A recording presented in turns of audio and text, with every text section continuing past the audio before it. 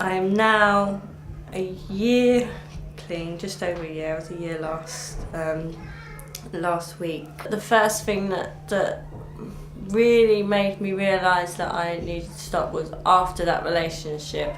I realised that I wasn't going to, it wasn't anyone else's fault, it was all my fault, and I had to really start waking up to that it was my fault, I couldn't cope.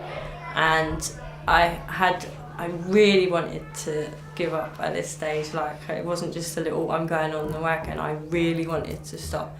And I kept trying to stop and just lasted sometimes 3 days, but it was like agony, you know. I'd end up just crying my eyes out, drinking and using, and then crying my eyes out over it. And by this time my son's dad had actually gone into a detox, and we were still on speaking terms, and he had told me about CA, and I didn't know anything about Cocaine Anonymous at that time. I think if someone had said to me AA, I wouldn't have gone, because I still didn't believe my problem was alcohol, really, not really.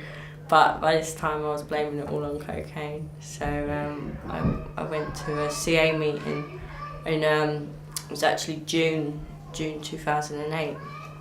And by the time I got here, I was literally broken. I sat through my whole meeting, just crying my whole first meeting. And I managed to get like 30 days, and then, I don't know, put myself in a silly situation like going to a wedding and then relapsing again. But my last relapse, which was just over a year ago, I had a 3-week relapse that was awful. It was, you know, it was really, they say about the illness being progressive, this 3 weeks was just progressive in itself.